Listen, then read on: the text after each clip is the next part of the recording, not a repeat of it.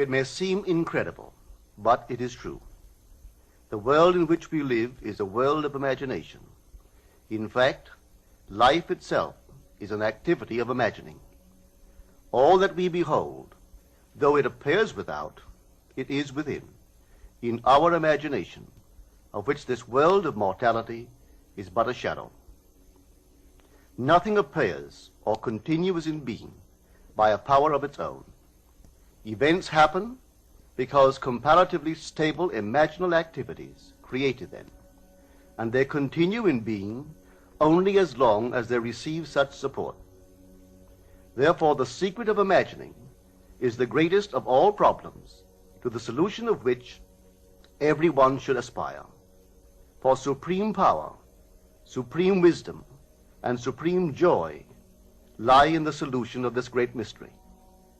When man solves the mystery of imagining, he will have discovered the secret of causation, and that is, imagining creates reality.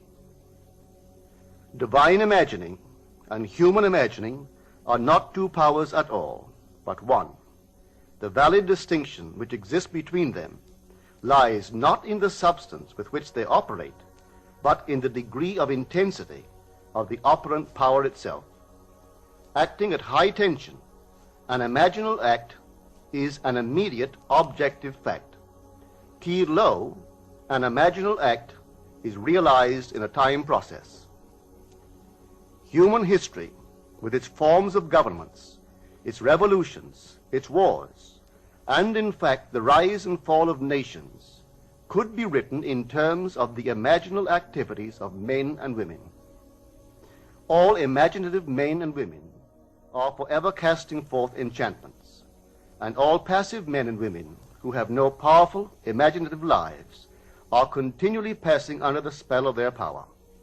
If imagination is the only thing that acts or is in existing beings or men, as Blake believed, then we should never be certain that it was not some woman treading in the winepress who began that subtle change in men's minds, or that the passion because of which the earth has been drenched in blood did not begin in the imagination of some shepherd boy, lighting up his eye for a moment before it ran upon its way. The future is the imaginal activity of man in its creative march. Imagining is the creative power, not only of the poet, the artist, the actor, and orator, but of the scientist, the inventor, the merchant, and the artisan. Its abuse in unrestrained, unlovely image-making is obvious, but its abuse in undue repression breeds a sterility which robs a man of actual wealth of experience. Imagining novel solutions to ever more complex problems is far more noble than to restrain or kill out desire. Life is the continuing solution of a continuously synthetic problem. Imagining creates events. Our world, created out of men's imagining, comprise unnumbered warring beliefs. Therefore, there can never be a perfectly stable or static state. Today's events are bound to disturb our yesterday's established order. Imaginative men and women invariably unsettle a pre-existing peace of mind. Hold fast to your ideal in your imagination. Nothing can take it from you but your failure to persist in imagining the ideal realized. Imagine only such states that are of value or promise well.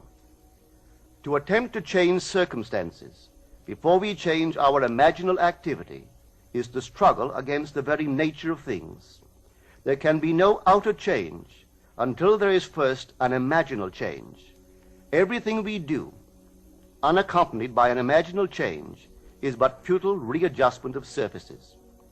Imagining the wish fulfilled brings about a union with that state, and during that union we behave in keeping with our imaginal change. This shows us that an imaginal change will result in a change of behavior.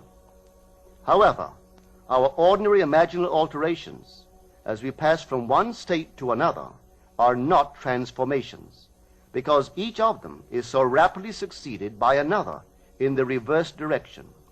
But whenever one state grows so stable as to become our constant mood, our habitual attitude, then that habitual state defines our character and is a true transformation. Now let me call your attention to the design on the cover of this record. You will notice a man sitting on a park bench, imagining himself to be in a home. This is the secret of those who lie in bed awake while they dream things true. They know how to live in their own dream house until, in fact, they do. Man, through the medium of a controlled waking dream, can predetermine his future. That imaginal activity of living in the feeling of the wish fulfilled leads man across a bridge of incident to the fulfillment of the dream.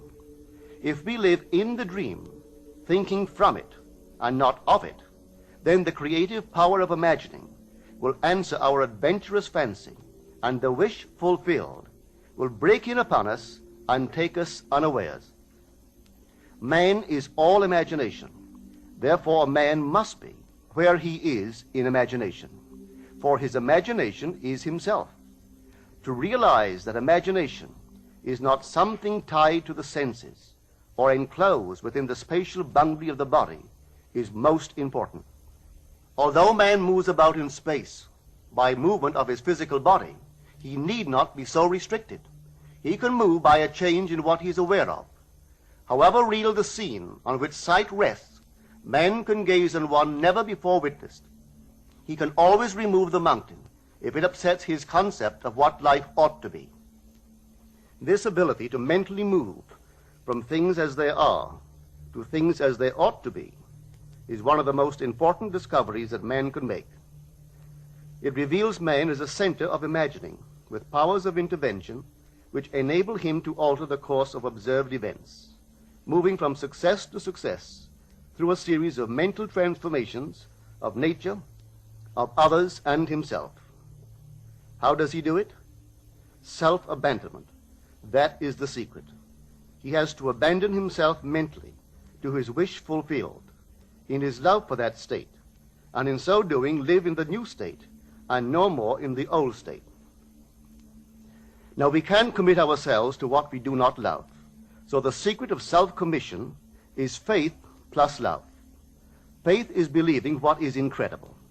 We commit ourselves to the feeling of the wish fulfilled, in faith that this act of self-commission will become a reality, and it will, because imagining creates reality.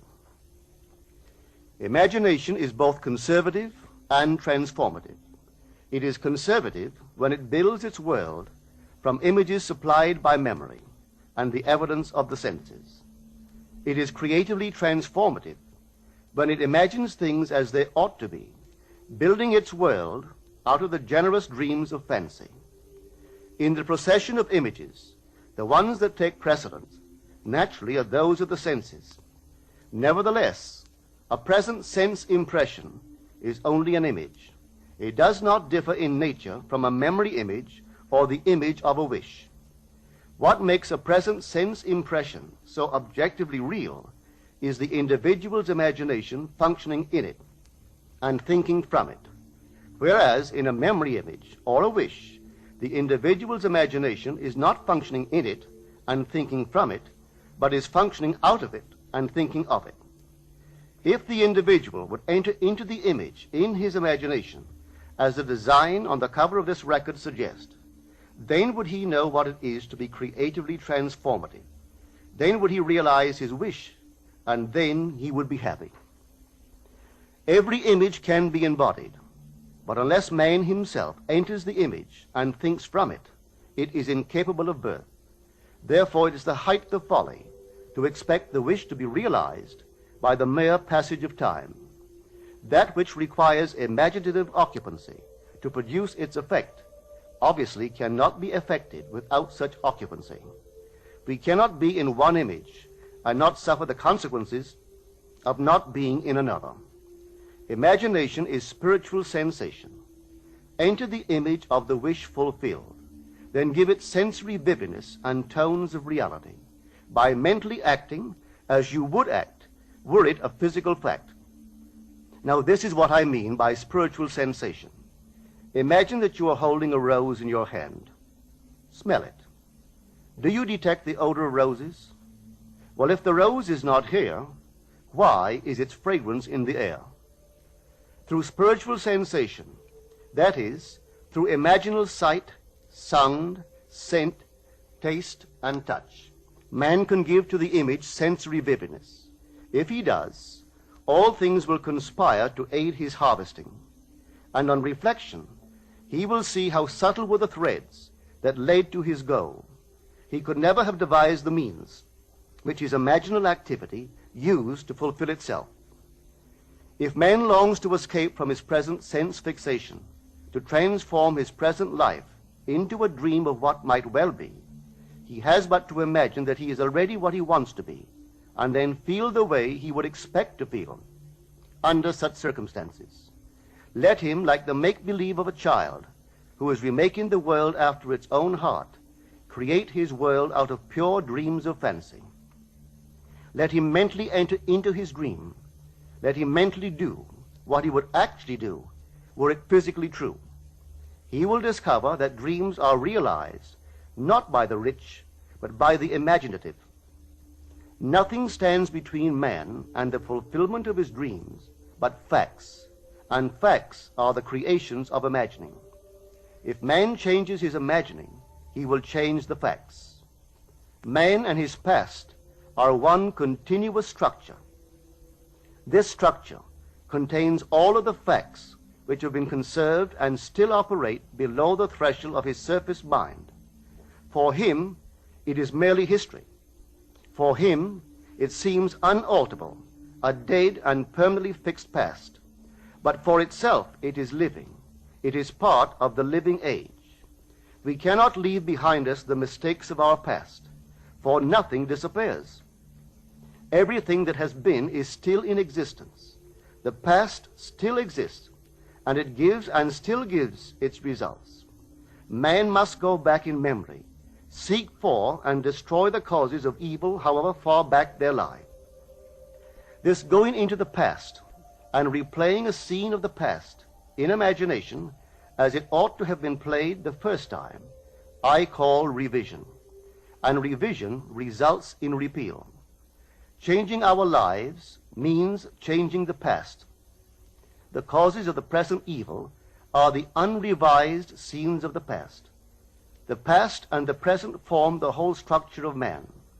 It is carrying all of its contents with it. Any alteration of content will result in an alteration in the present and future. Live nobly, so that mind can store a past well worthy of recall. Should you fail to do so, remember, the first act of correction or cure is always revise. If the past is recreated into the present, so will the revised past be recreated into the present. Or else, the promise that though your sins are like scarlet, they shall be as white as snow, is a lie. The question may arise as to how, by representing others to ourselves as better than they really were, or mentally rewriting a letter to make it conform to our wish, or by revising the scene of an accident, the interview with the employer, and so on, could change what seems to be the unalterable facts of the past. But remember my claims for imagining. Imagining creates reality. What it makes, it can unmake. It is not only conservative, building a life from images supplied by memory. It is also creatively transformative, altering a theme already in being. The parable of the unjust steward gives the answer to this question.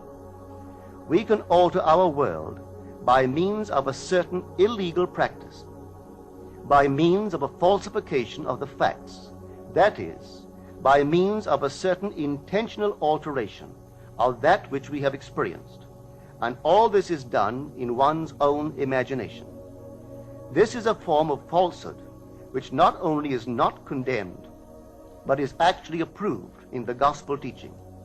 By means of such a falsehood, a man destroys the causes of evil and acquires friends, and on the strength of this revision proves, judging by the high praise the unjust steward received from his master, that he is deserving of confidence. Because imagining creates reality, we can carry revision to the extreme and revise a scene that would be otherwise unforgivable. We learn to distinguish between man, who is all imagination, from those states into which he may enter. An unjust steward, looking at another's distress, will represent the other to himself as he ought to be seen. Were he himself in need, he would, like the man on the cover of this record, enter his dream house in his imagination and imagine what he would see and how things would seem and how people would act after these things should be. Then in this state he would fall asleep, feeling the way he would expect to feel under such circumstances. Would that all the Lord's people were unjust stewards, mentally falsifying the facts of life to deliver individuals forevermore. For the imaginal change goes forward until at length the altered pattern is realized on the heights of attainment. Our future is our imaginal activity in its creative march. Imagine better than the best you know.